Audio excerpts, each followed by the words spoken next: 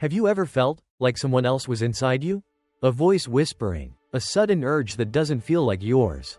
For most of us, it's just a fleeting thought. But for Billy Milligan, it was reality. Inside his body, there weren't just memories or emotions. There were 24 different people, each with their own name, age, voice, and even biology. This isn't a horror movie. It's a true case that shook the United States in the late 1970s. And you're watching Parallel Mysteries, where the unexplained comes to life. In the autumn of 1977, a quiet university town in Ohio was rattled by a series of crimes. 3 young women were kidnapped, forced to withdraw all their money, and then released. They described the assailant as polite, almost gentle, but cold. Each victim gave eerily similar descriptions. And yet, when police arrested the suspect, the man they found didn't seem to fit the profile at all. He was confused, passive. His name was Billy Milligan, a 22-year-old drifter with a troubled past. To the officers, it felt like they had apprehended the wrong man. But the fingerprints matched. The credit cards found in his apartment belonged to the victims, and so did a few other personal belongings.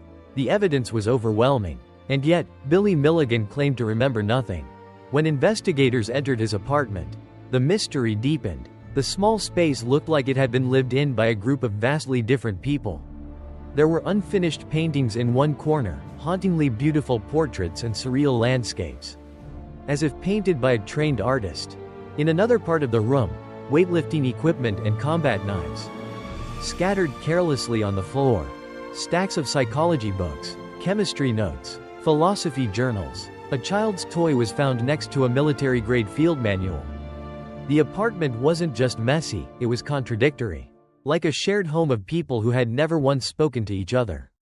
And yet, there was only one resident. One name on the lease. One set of clothes. One man. Billy. When psychiatrists began speaking with him, they quickly realized something was wrong. Not just emotionally, but structurally. Billy Milligan was not alone inside his own mind. During a routine interview, Billy's voice suddenly changed. His posture straightened. His accent shifted from flat American to precise British. The person in front of the doctor now claimed to be someone else. Someone named Arthur. Arthur was calm. He used formal language. He claimed to be 22 years old, just like Billy, but said he was born in England and had never committed a crime in his life. He spoke about chemistry, hematology, and philosophy with confidence. And then, just as suddenly, he was gone, replaced by someone completely different. Another personality emerged, this time aggressive, with a thick Serbian accent. He called himself Dragan Vidaskovic. Dragan was 23, a martial arts expert, and said he was in charge of protecting the family inside Billy's body. When doctors asked about the crimes, Dragan admitted he had committed the robberies, but not the assaults. Those, he said, were someone else's doing, someone they don't like to talk about. Within the next few weeks, more personalities surfaced. There was Alan, a talkative con man who played the saxophone and was the only one who smoked cigarettes. Tommy, a mechanical genius and escape artist. David, a quiet 8-year-old boy who said he was the one who endured pain when others couldn't handle it. Christine, a frightened 3-year-old girl who had trouble reading. And Adelana, a shy, poetic young woman who finally confessed to the assaults. In just one man, lived many others. It wasn't a metaphor. It wasn't symbolism. These were separate people, or at least, that's how they saw themselves. Each had their own voice, posture, accent, body language, and skill set. Some were left-handed, others were right-handed. Some were fluent in languages Billy had never studied. Some had allergies, color blindness, or hormone levels that the others did not. And here is where science began to lose its footing. Because when Dragan took control, Billy's adrenaline levels spiked, as if he were ready to fight. But when David appeared, his vitals matched those of a small, anxious child. Even more shockingly, when the youngest personalities took over, say, Christine at age 3, Billy's brainwaves mirrored that of a toddler. With reduced frequency and altered neurological patterns. The body was the same, but the mind that was inside it changed everything. Billy Milligan's case wasn't just bizarre. It was unprecedented. Never before had medical professionals seen such a complete transformation. one that extended beyond personality or behavior into biology, cognition, and language acquisition. The court had no idea what to do. Was Billy a criminal, a manipulator, or was he something else entirely? As the story gained national attention, so did the questions. How can one person house 24 others? Where do they come from? Are they fragments of a broken psyche or true, conscious entities? Could trauma truly split a mind into pieces? Or was there something spiritual at work? The media began using phrases like multiple souls, split identities, and even possession. Psychiatrists and neurologists, meanwhile, struggled to explain what they were witnessing in clinical terms. Billy's case became the first time in U.S. legal history that a person was found not guilty by reason of dissociative identity disorder. The court ruled Billy did not commit the crimes. One of his alters did. He was sent to a mental hospital instead of prison. And the world watched, in fascination, in fear, and in disbelief. But the mystery was just beginning. Because inside Billy were people who did not know each other. People who argued, conspired, created art, kept secrets, and took control of a body that none of them fully owned. And that begs the question, what if your body isn't really yours? What if you're not the only one behind your eyes? The human mind is often imagined as a single, unified space, a place where thoughts, memories, desires, and fears all come together under the governance of one consciousness. But in the case of Billy Milligan, that unity had been shattered. Beneath the surface of his quiet voice and vacant stare was not one person, but many, and they did not agree. To understand how a single man could contain 24 distinct personalities, we have to look back to where the fracture began. Billy was born in 1955, into what seemed an ordinary American life, but behind the walls of his home, things were far from ordinary. His father died by suicide when Billy was just 4 years old. His mother remarried a man named Chalmer Milligan, a man who would go on to become the architect of Billy's psychological ruin. Billy would later describe years of sexual abuse, violent beatings, and emotional torment. The body may have survived, but something inside him broke. When trauma occurs at a young age, trauma so intense and repeated that it becomes unbearable, the mind sometimes does the only thing it can to survive. It escapes. But for some, there is no external escape, so the escape turns inward. Instead of one mind enduring every horror, the psyche splinters. Pain, rage, fear, shame, each gets sealed away into its own chamber. And those chambers, over time, develop voices, then names, then identities. What begins as a coping mechanism becomes something much more, a crowd of separate selves, each trying to make sense of the world in their own way. This phenomenon has a name in psychology: dissociative identity disorder, or DID, once known as multiple personality disorder. It is considered one of the rarest and most severe mental conditions known to science. It is not imagination. It is not manipulation. It is a complete dissociation of identity, a fracture so profound that even the body begins to obey different rules depending on who is in control. In Billy's case, those rules were strange, sometimes terrifying. When Arthur was in control, Billy's posture shifted, his voice carried a British accent, and he could recite complex theories in physics and chemistry. When Reagan emerged, his accent turned Slavic, his demeanor grew violent, and his muscles tensed as if he were ready for combat. When little Christine surfaced, just 3 years old, her speech was slurred, her handwriting unsteady, and her understanding of the world was that of a child. She had no concept of guilt, crime, or consequences. These weren't merely roles Billy was playing. They were fully embodied versions of human beings that somehow coexisted within one body. Each personality had its own name, its own age, its own set of memories. Some spoke languages Billy had never learned. Some had allergies. One was colorblind. Some were male. Others were female. Some were violent, while others were terrified of confrontation. And remarkably, when a different alter was present, Billy's physiology actually changed. Doctors documented measurable shifts in his brainwave activity, heart rate, hormonal levels. His EEG scans would show childlike patterns when younger personalities were present. His adrenaline would spike when the protector, Reagan, took over. One was left-handed, another was right-handed. One alter, Alan, smoked cigarettes, the others didn't. It was as though the body responded not to one brain, but to whichever mind had stepped forward. Most chilling of all was the system's structure. According to the personalities themselves, they operated like actors on a darkened stage. Only one could stand in the spotlight at a time, the rest sat in silence, waiting for their turn, watching, or sleeping. Some knew of each other. Some didn't. Arthur, the intellectual, seemed to manage the system. Regan acted as the enforcer, protecting the internal family. Alan charmed others with humor.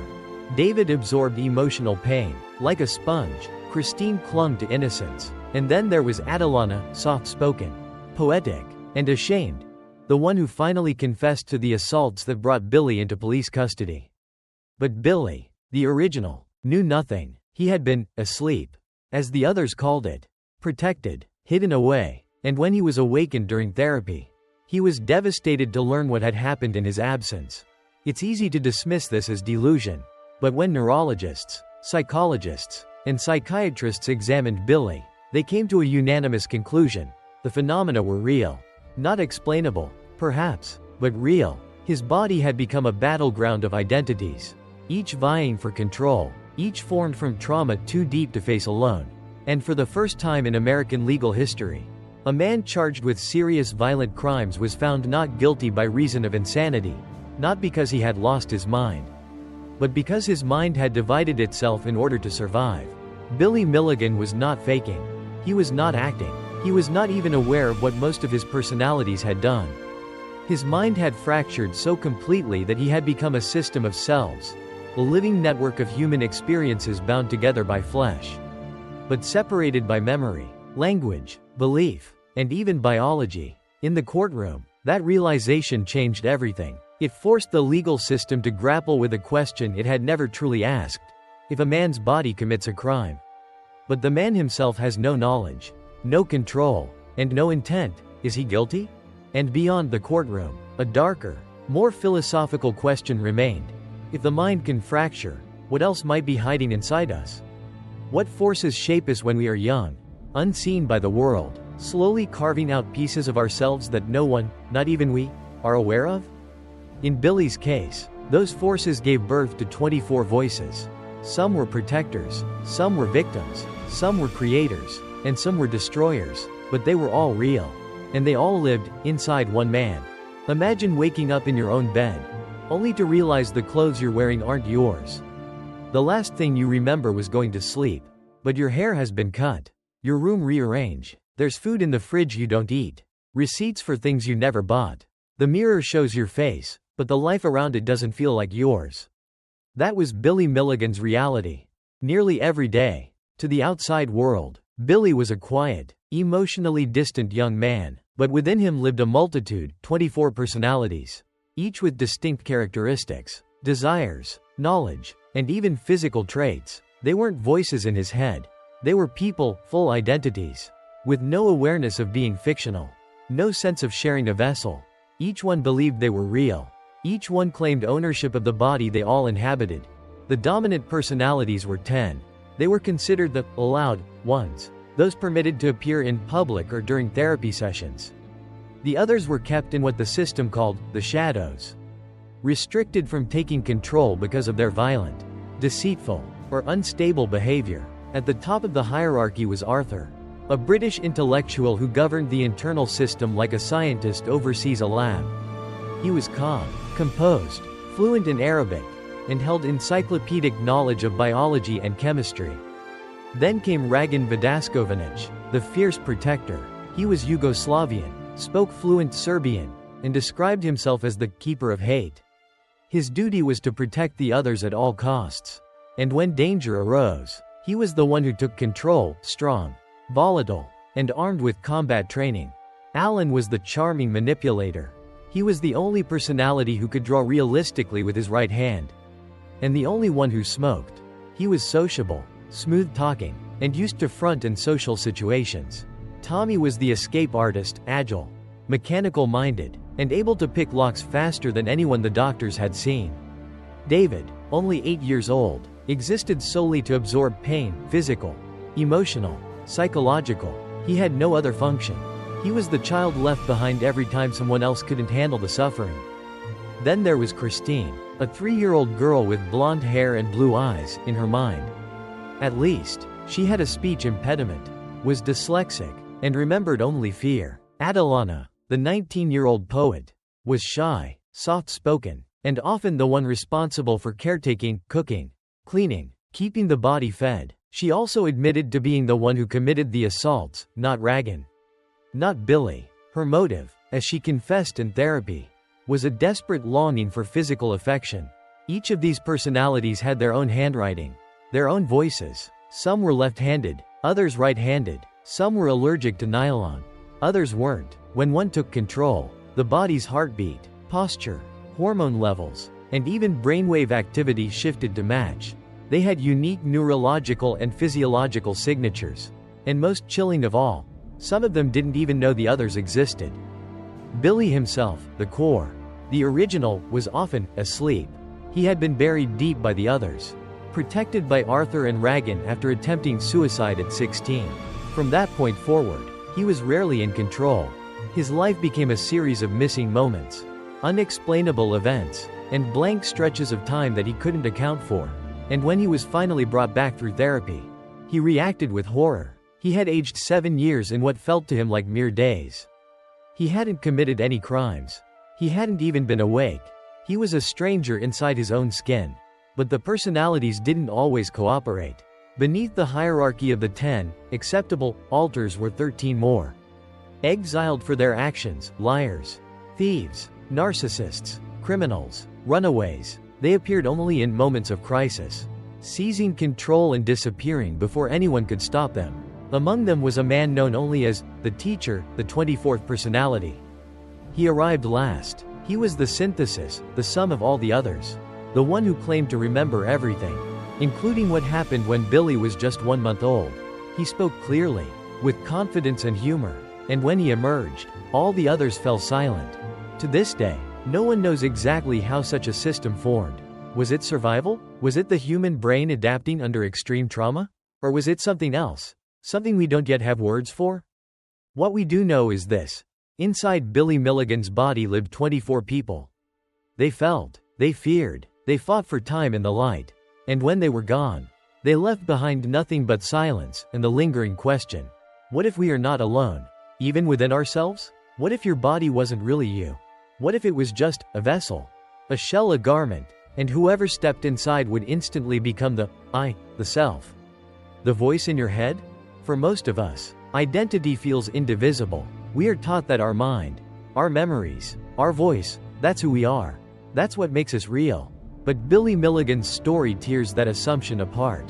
Because when one of his 24 personalities stepped into control, everything changed. Not just behavior, not just voice or mood or preferences, but physical traits, biochemical responses, even brain activity. It's as if the person who occupied the body rewrote the rules of the body itself.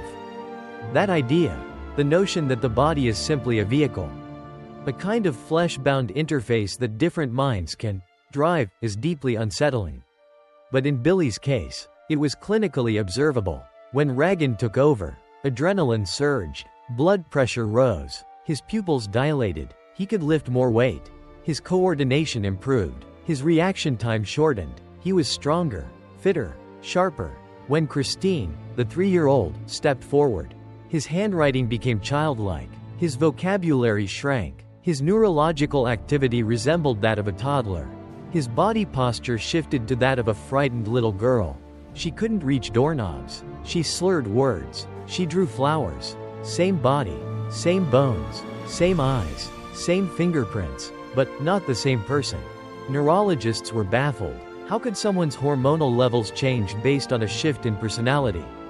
How could handedness flip from left to right, depending on which identity was in charge? One alter was colorblind, and medical tests confirmed it. Another alter had perfect vision. How? The answer, if there is one, lies at the edge of neuroscience.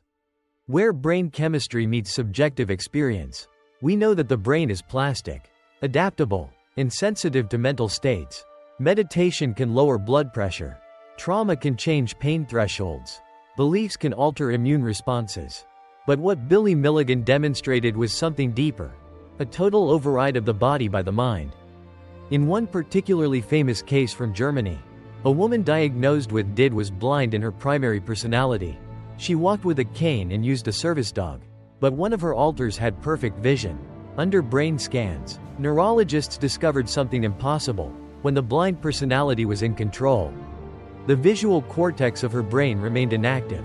But when the sighted alter emerged, the visual cortex lit up. Her eyes hadn't changed. Her brain had. That means the blindness wasn't in the eye. It was in the mind. And if that's true, what else can the mind do? Billy's personalities often described their shared body as a stage. The metaphor was vivid, a dark theater, where everyone waits in silence for the moment when the spotlight turns toward them. Only one may stand under the light. Only one may feel. Only one may control the limbs, the voice, the breath. The rest simply watch or sleep. What they were describing wasn't just poetic. It was accurate. Studies of patients with DID show a phenomenon called state-dependent memory, meaning that each alter encodes and recalls information in a distinct physiological and cognitive state. Some are anxious, some are calm, some are violent, some are euphoric, and those emotional states leave physical imprints. More remarkably, these personalities don't simply act a certain way. They believe they are real, because in every measurable sense, they have inner worlds, preferences, fears, dreams. Some even argue with each other inside the mind, forming complex relationships, alliances, betrayals, even affection. In therapy, Billy's alters often spoke about taking the light, a term they used to describe the act of becoming the dominant presence. When one stepped forward, the others faded into the background. They couldn't feel, they couldn't hear, they simply ceased to exist until they were needed again. The self, then, was not a singular stream. It was a flickering switchboard, with identities moving in and out like ghosts possessing a vessel. The body, passive and obedient, adapted to whoever wore it. It's hard not to feel the chill of ancient myths echoing here. Possession, walk-ins, spirit hosts. In some cultures, shamans are said to allow spirits to inhabit them, gods, ancestors, demons. They speak in foreign tongues. They move differently. Their eyes change. Modern psychology calls it dissociation. Ancient traditions call it sacred. But what's the difference? In both cases, the body becomes something that can be borrowed or taken. And in both cases, the I becomes slippery, fragile, temporary. The idea that you are not as stable as you believe is not new. Buddhism teaches that the self is an illusion, a bundle of memories, sensations, and ego attachments. Neuroscience is catching up to this idea. There is no single place in the brain that houses the self. It's a process, not a structure. A verb, not a noun. So when Billy Milligan's body shifted, when his eyes narrowed, or his handwriting changed, or his blood pressure spiked, maybe we weren't witnessing madness. Maybe we were glimpsing the true fluidity of human identity.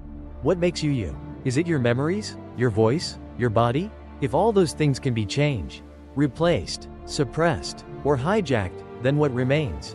Where is the constant? Who is the observer?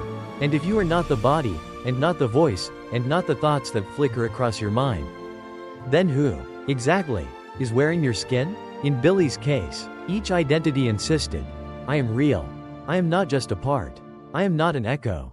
I am a person. And perhaps, in their own strange way, they were right. Because when they stepped into the light, the body responded. The world listened. And for a moment, they were not imaginary. They were alive. If Billy Milligan's case forces us to confront the instability of identity, it also exposes something deeper, the limits of science and the wide, echoing space where certainty ends and speculation begins. Because as doctors, psychiatrists, and legal experts examined Billy's fractured mind, one unspoken truth lingered behind every analysis. They didn't truly understand what they were looking at. Western medicine has long prided itself on precision, on naming, diagnosing, measuring. It draws sharp lines between illness and wellness, sanity and madness, self and other. But when confronted with a man whose body physically changed depending on which identity took control, and whose consciousness split not just behaviorally but biologically, those lines blurred into mist. Neurologists could measure adrenaline surges, but not explain how one identity triggered them while another did not. Psychologists could label the dissociation, but not clarify why each alter possessed distinct handwriting, memories, even language fluency that Billy himself never consciously learned. Courts could rule on criminal responsibility, but not truly grasp who, or what, was standing in front of them. So in the absence of answers, some turned elsewhere. In Eastern medicine, particularly traditional Chinese medicine, TCM, the idea that the human body can be occupied, influenced, or even manipulated by forces beyond the self is not strange at all. In fact, it's ancient. According to TCM, the human body is not merely physical, it is a network of energy channels, spiritual gates, and vital flows. Every person is believed to carry within them 13 spirit gates, or kai huyat, metaphysical access points that connect the physical body to external spiritual realms. When these gates are tightly closed, the person is stable, balanced, whole, but when they're forced open, through trauma, shock, or spiritual weakness, something else may slip in. In this view, what Western doctors call dissociative identity disorder may be understood as spiritual infiltration, not as a disease of the brain, but a weakening of the self's defenses. When one's zheng qi, the vital righteous energy, is low, the body becomes vulnerable to foreign spirits or chaotic fragments of consciousness. What we perceive as alters could be interpreted as external entities or dislodged soul parts, each seeking to express, control, or fulfill a need left unanswered. And unlike Western psychiatry, which often aims to integrate all identities into one, Eastern approaches might attempt to expel the influence, or close the spiritual gates that allowed them to enter in the first place. It may sound mythical, even primitive, to the modern scientific mind. But then again, was there anything not mythical about Billy's condition? Was it not mythic to observe a blind woman who could see when another personality emerged? Was it not strange, almost supernatural, that the same body could write in multiple languages, change dominant hands, and generate physiological reactions based on who was driving? Even in clinical terms, Billy's case refused to obey neat categorization.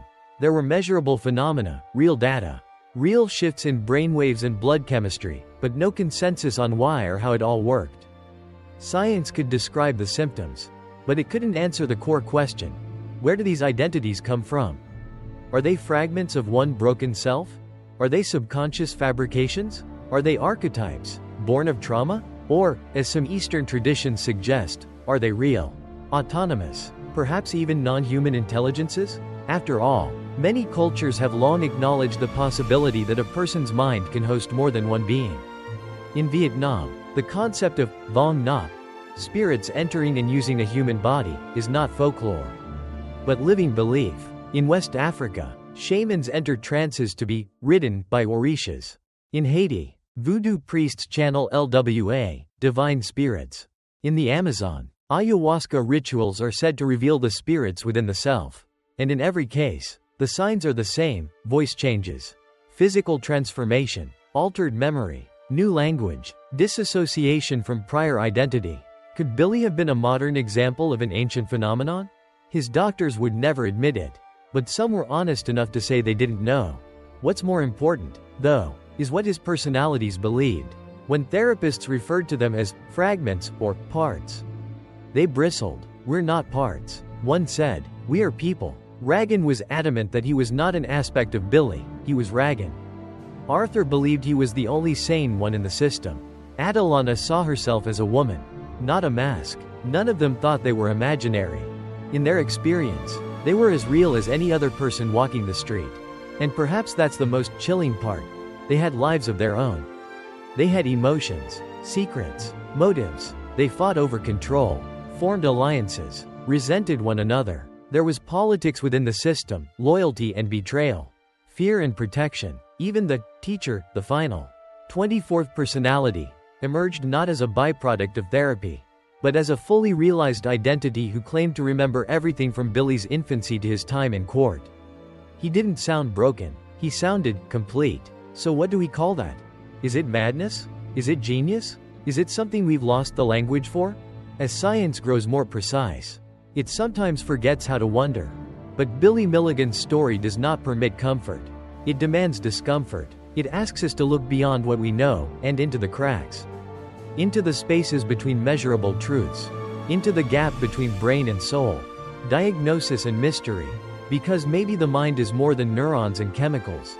Maybe identity is not a singular stream, but a crowded room, and we are simply the one who happens to be speaking when someone knocks at the door. And maybe, just maybe, when that door swings open, we're not the only ones inside. Maybe, just maybe, we're not the only ones inside. That thought, once introduced, doesn't leave easily. It lingers like smoke in an empty room, curling into the corners of everything we think we understand about consciousness. Memory. In Selfhood, Billy Milligan was not just a case study in psychological disorder. He was a mirror held up to the fragile nature of identity itself. And what we saw in that mirror was not a single reflection, but 24. So, what do we do with that? Do we label it a rare mental illness, a neurological fluke born of unspeakable trauma? Do we fold it neatly into the pages of the DSM? A disorder with a name and a code and a treatment plan? Or do we acknowledge that what Billy represented was more than medical, that perhaps, in his fractured mind, we caught a glimpse of something vast, something primal, something we've tried for centuries to explain through myth, religion, and ghost stories? This is the tension that hangs over the Billy Milligan case, the war between rationality and the unknown. Science offers explanations: trauma-induced dissociation, cognitive compartmentalization, state-dependent memory, all valid, all well-researched, but even the most seasoned psychiatrists admitted, behind closed doors, that something about Billy didn't fit. There were too many anomalies. Too many phenomena that couldn't be fully contained by neuroscience. Not when a personality could see, while another was blind. Not when one could sculpt, another could do advanced math, and the original host had never studied either. So we are left with the question, is this truth, or something else? Throughout history, people who exhibited multiple identities have often been regarded with suspicion, fear, or reverence. In some cultures, they were thought to be possessed by spirits, demons, or ancestors. In others, they were seen as gifted vessels capable of carrying more than one soul. Today, we try to replace those interpretations with clinical diagnoses, believing that naming a thing strips it of its power. But sometimes, the more we name it, the less we understand it. Billy's story forces us to sit in that uncertainty. Was he mentally ill? Undeniably. His childhood was a nightmare that fractured his developing sense of self in ways few of us can comprehend. But was there also something else at play? Something beyond what clinical language can hold? It wasn't just the multiplicity that made Billy's case extraordinary. It was the autonomy of each personality. They weren't echoes. They weren't shadows. They were whole. They had ethics. They had fears. They had memories that the others didn't. They had skills, preferences, even worldviews. Some of them believed in God. Others didn't. Some were violent. Others were pacifists. It was not one person splitting apart. It was a crowd living in parallel. And that's the part we haven't yet made peace with, that the mind may not be a single room with one locked door. It may be a hallway, a cathedral, a labyrinth, and somewhere inside it, there may be voices that aren't entirely ours. Whether born of trauma, spirit, survival, or something we don't yet have words for, those voices may, under the right circumstances, take hold. This is not just a question for science or medicine. It's a question for philosophy, for theology, for all of us who believe that we are the authors of our own story. Because what if we're not? What if, at some point in your life, you're not the one behind the wheel? Would you know? Would anyone? And if that loss of control lasts not seconds or minutes, but years? Billy lost 7 years of his life. When the core personality was brought back during therapy, he believed it was still the 1970s. He was terrified to see his own face, older, worn, unrecognizable. The world had changed. He hadn't. That's not just disorientation. That's existential exile. Imagine waking up one day to find that you've been gone, not dead. Not asleep, just absent. And in your place, others have lived, loved, lied, created, hurt, healed. They have fought battles you never saw, spoken in languages you never learned, worn the body you thought was yours. This is not the stuff of fiction. It's recorded. It's documented. It happened. So what, then, are we left with? We're left with a case that science struggles to contain, and spirituality struggles to explain. We're left with a man who was many men, and women, and children, all at once. We're left with a story that can't be fully resolved. And perhaps that is the most honest place for it to end. Because Billy Milligan is not just a story about mental illness.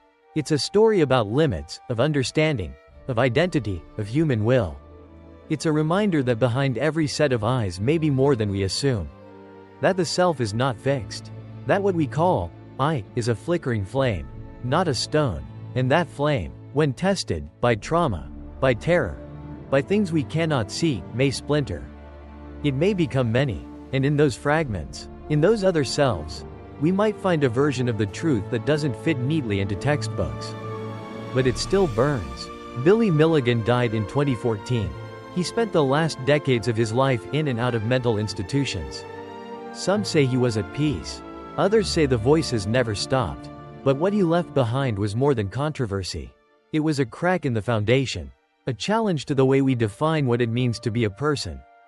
In the end, perhaps Billy wasn't meant to be explained. Perhaps he was meant to be witnessed. And in doing so, we are left with a haunting question. One that echoes long after the facts are laid out. After the diagnoses are made. After the story is told. If you are not always yourself, who are you when you're not? So perhaps the mind isn't a solitary throne, but a shared stage. Perhaps identity is more fragile, more fluid than we'd like to believe. Billy Milligan's story is not just about a man with many personalities. It's about the mysteries that live beneath our skin. It's about the spaces science hasn't mapped, and the shadows the light refuses to touch. Whether you believe Billy was sick, possessed, shattered, or chosen, one truth remains. We still don't fully understand the mind, and maybe we never will. But in that mystery lies something powerful. A reminder that we are more than data, more than behavior. We are stories. And sometimes, those stories are written by more than one author. If this episode made you question what it means to be you, let us know in the comments below. Have you ever felt like someone else was behind your eyes? This is Parallel Mysteries. Subscribe, stay curious, and never stop looking into the dark. Because sometimes, that darkness looks back.